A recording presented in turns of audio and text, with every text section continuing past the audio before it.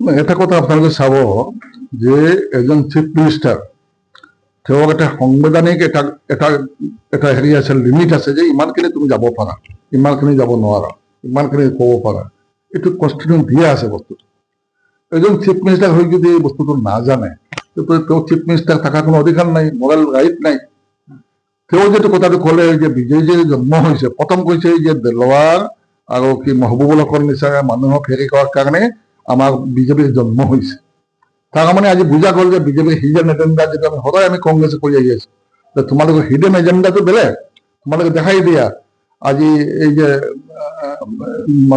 Modi সৌগাতে Modi packet দিলে 32 লাখ মানুহক যে মুছলিম উইমেন লেডিজবোৰক যে দিলে, এনেই দেখাবৰ কাৰণে হেৰি দিছা তোমালোকে। তোমালোকৰ উদ্দেশ্য কি? যে মুছলমানক খতম কৰা তোমাৰ মেইন উদ্দেশ্য। আজি দেলৱাৰ এতিয়ালৈকে কনভিক্টেড হোৱা নাই, দোষী সাব্যস্ত হোৱা নাই। এটা কেছ হৈছে তাৰ এগেইনষ্টত। ই দোষ কৰিছে নকৰিছে আমি নকলহীন দোষ বা দোষী আমি এটা কোৱাৰ মতো অধিকাৰ নাই আমাৰ, CMৰো নাই, কাৰো নাই। একমাত্ৰ কোৰ্টে ঠিক কৰিব পাৰিব যে মানুহজন দোষী হয় না, যদি দোষী হয় কোৰ্টে শাস্তি দিব। এতিয়া তুমি যে কৈছা মই খতম কৰি দিম আইনৰ মাধ্যমত, তুমি কোন হোৱা? তুমি যে সদায় এনেকা কিছুমান কথা কোৱা যে তুমি সদায় ভাবা যে আইনৰ ঊৰ্ধত তুমি, মই খতম কৰি দিম, কৈছে মই কৰি দিম। এই যে মই খতম কৰি দিম তুমি যিটো কৈছা, এই কথাটো কিন্তু কেতিয়াও আইনসন্মত নহয়। আৰু এইটো সমাজৰ আমাৰ যে সংস্কৃতি যিটো আছে অসমৰ, সেইটো কমপ্লিট উল্টা হয়, এইটো বিপৰীত হয়। গতিকে মই ভাবো যে আমাৰ দুৰ্ভাগ্য যে এনেকা যে চিফ মিনিষ্টাৰ আমি পাইছো, যিজনে কেতিয়া কি কথা কয়, কি কয়, মানুহৰ মাজত বিভেদ সৃষ্টি কৰিব বিচাৰে, সংঘাত কৰিব বিচাৰে, সংঘাত অনাৰ চেষ্টা কৰি আছে, হিন্দু মুছলমান লগাবৰ চেষ্টা কৰি আছে, বড়ো নন বড়োৰ মাজত লগাবৰ চেষ্টা কৰি আছে। এই যে আজি ইলেকশ্যন আছে, আজি 2-3 দিন পিছত, এই সময়ত তুমি এটা নটিফিকেশ্যন দিলা, এটা ঈদৰ দিন। আজি ভোটাফা আমাৰ চবে শ্ৰদ্ধা মানুহ, আমি চবে শ্ৰদ্ধা কৰো। আজি তেওঁৰ জন্মতে তুমি পালন কৰিবা, আমি চবে যোগ দিলোহেঁতেন।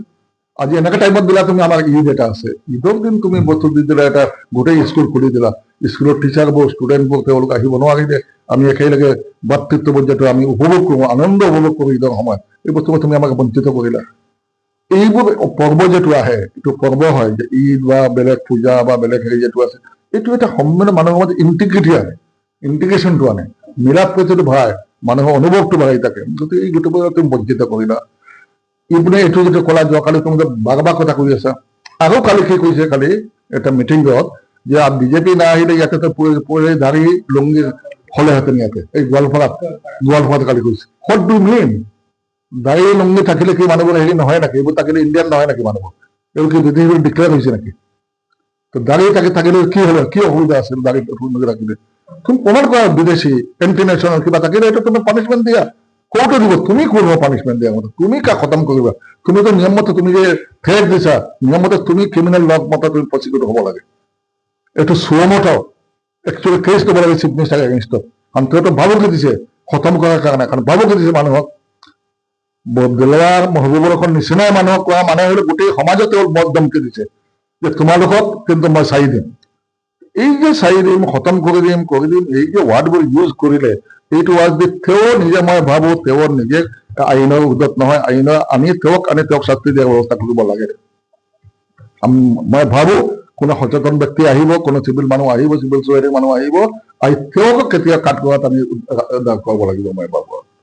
না ৱক্ফ এটা বস্তু, ৱক্ফৰ মালিক হল ওপৰৱালা। আমি আল্লাহ বুলি কওঁ, গড বুলি কওঁ, ওপৰৱালা। ৱক্ফৰ মালিক বেলেগ কোনো মানুহ নহয়, আমি অনলি কেয়াৰ টেকাৰ। ৱক্ফ যিবোৰ মানে চোৱা চিতা কৰে, কেয়াৰ টেকাৰ নহয়। এই ৱক্ফ তুমি কি মানে আনিছা? তুমি আনিছা যে আজি আমাৰ মছজিদ মাদ্ৰাছা মছজিদবোৰ আছে, বহুত মছজিদৰ কাগজ নাই, কিন্তু আজি 100 বছৰ মছজিদ চলি আছে, 50 মছজিদ এখন চলি আছে। এতিয়া তুমি কৈছা ৱক্ফ বাই ইউজাৰ। ৱক্ফ বাই ইউজাৰ মানে ইউজ যিটো মছজিদ আমি ইউজ কৰিছো, এইটো এতিয়া কৰিব নোৱাৰিব। ছেকেণ্ড কথা কৈছে ডেপুটি কমিশনাৰ গোটেই পাৱাৰটো গ্ৰেজুৱেট কৰিব। গ্ৰেজুৱেট কাৰ হ'ব? গভৰ্ণমেণ্টৰ হ'ব। আৰু কি কৈছে তেওঁ যে ৱক্ফ বোৰ্ডত এজন নন মুছলিম মানুহ থাকিব লাগে, হিন্দু মানুহ থাকিব লাগে।